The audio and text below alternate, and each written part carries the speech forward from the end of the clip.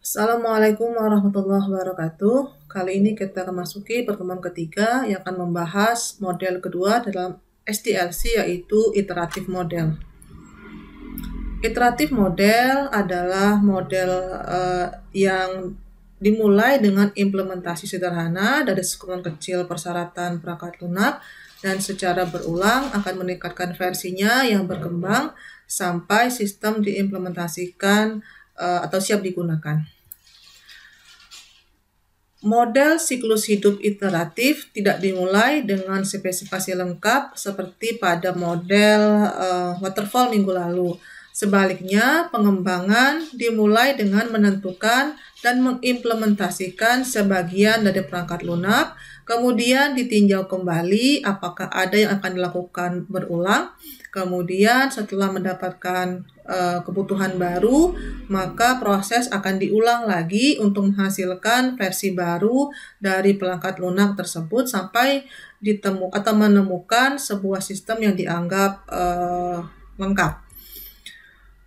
Desain model berulang yang pertama adalah proses berulang dimulai dengan implementasi sederhana dari subset perangkat lunak yang dianggap memiliki persyaratan, dan kemudian secara berulang akan meningkatkan proses penyempurnaan sistem sehingga sistem dianggap siap atau lengkap untuk diimplementasikan.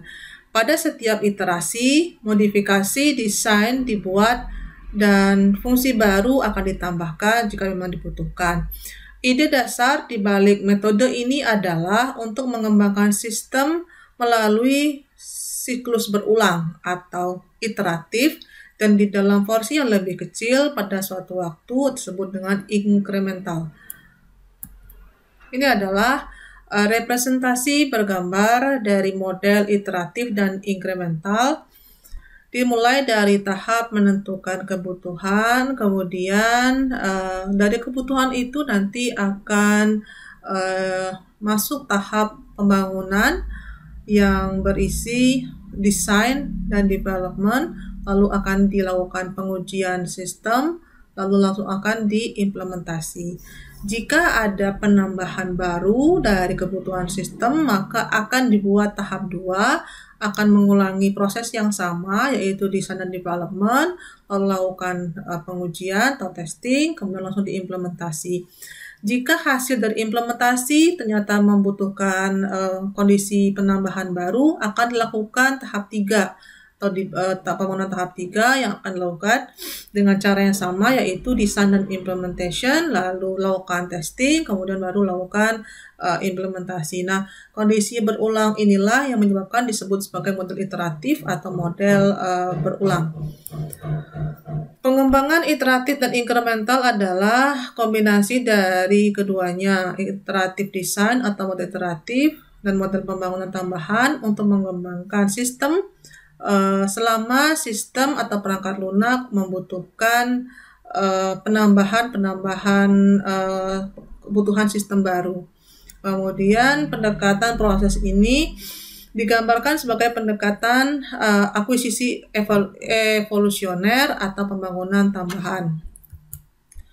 Di dalam model incremental, seluruh kebutuhan dibagi menjadi berbagai tahap pembangunan sistem. Dalam tiap iterasi, dalam setiap pengulangan, modul pengembangan melewati persyaratan dan desain, tahap implementasi dan pengujian. Setiap menghasilkan atau merilis modul berikutnya, jika dibutuhkan, akan ada penambahan fungsi ke rilis sebelumnya. Proses berlanjut sampai sistem lengkap dan sesuai dengan yang dibutuhkan. Kunci keberhasilan menggunakan siklus hidup pengembangan iteratif ini adalah ketatnya validasi persyaratan dan verifikasi serta pengujian setiap versinya.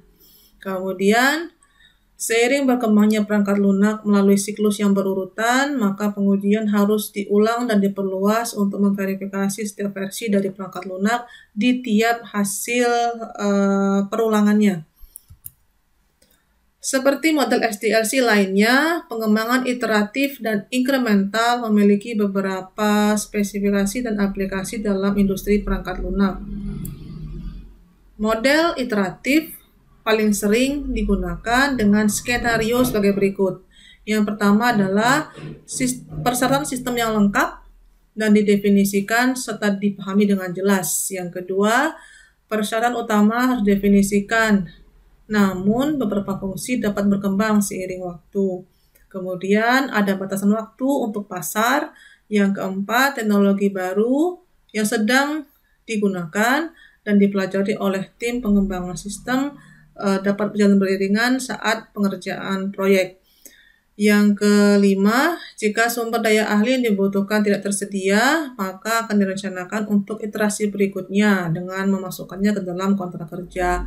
Lalu yang keenam, ada beberapa fitur dan tujuan beresiko tinggi yang mungkin berubah di masa depan. Keuntungan dari model ini adalah model dapat dikerjakan dalam tahap awal. Kemudian jika menemukan kekurangan atau butuh tambahan fungsi, maka kebutuhan tersebut dapat ditambahkan di dalam iterasi berikutnya. Kerugian model ini umumnya hanya dapat dilakukan pada proyek dengan skala yang besar, karena sulit untuk memecah skala proyek sistem jika dikerjakan dalam proyek yang skalanya kecil. Ini adalah keuntungan atau kelebihan iteratif model. Yang pertama, beberapa fungsi kerja dapat dikembangkan dengan cepat di awal siklus hidup. Kemudian, hasil pengembangan sistem dapat diperoleh secara lebih cepat dan berkala. Yang ketiga, pengembangan paralel dapat direncanakan. Yang keempat, kemajuan dapat diukur, lebih murah untuk mengubah ruang lingkup atau persyaratan. Kemudian pengujian dan debugging selama iterasi lebih mudah dilakukan. Kemudian resiko akan diidentifikasi dalam tiap iterasi. Kemudian lebih mudah mengelola risiko. Kemudian bagian risiko tinggi akan dikerjakan lebih dahulu. Kemudian adalah keuntungannya berikutnya, setiap ada kenaikan produk operasional akan disampaikan dan akan dilakukan berulang-ulang. Kemudian masalah, tantangan, dan risiko yang diidentifikasi dalam setiap iterasi akan dapat dimanfaatkan untuk iterasi berikutnya. Kemudian analisis risiko cukup baik, kemudian mendukung perubahan kebutuhan, waktu operasi lebih sedikit, kemudian cocok digunakan untuk proyek besar dengan misi kritis. Kemudian selama siklus hidup perangkat lunak diproduksi lebih awal, yang memfasilitasi evaluasi dan umpan balik pelanggan. Adapun kelemahannya, membutuhkan lebih banyak sumber daya, lalu meskipun biaya perubahan lebih rendah, sulit untuk mengubah persyaratan. Kemudian yang ketiga, membutuhkan lebih banyak perhatian manajemen. Yang keempat, memungkinkan munculnya masalah arsitektur desain atau sistem yang mungkin muncul karena tidak semua persyaratan dikumpulkan di awal pengembangan sistem. Kemudian memerlukan definisi sistem yang lengkap, tidak cocok untuk proyek dengan skala kecil, kemudian kompleksitas manajemen lebih tinggi, resiko akhir proyek yang mungkin tidak diketahui, kemudian diperlukan sumber daya yang terampil untuk analisis resiko. Kemudian kemajuan proyek sangat tinggi tergantung pada fase analisis resiko. Nah, setelah kita mengetahui secara umum apa itu model iteratif, maka tugas Anda minggu ini adalah membuat resume dari paper publikasi internasional yang menggunakan model iteratif. Sama seperti minggu yang lalu, Anda boleh memilih apakah akan mencari sendiri papernya atau menggunakan salah satu dari paper-paper yang saya berikan di dalam GC Anda masing-masing. Tugas akan dikerjakan sesuai template yang saya berikan dalam waktu 1 minggu, kemudian Anda serahkan ke GC Anda sesuai dengan tingkat masing-masing kelas, kemudian mohon dikerjakan tepat waktu tanpa keterlambatan.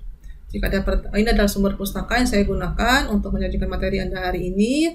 Lalu jika ada pertanyaan, silakan sampaikan lewat grup atau GC yang Anda miliki di dalam kelompok masing-masing. Terima kasih. Saya dengan wassalamualaikum warahmatullahi wabarakatuh.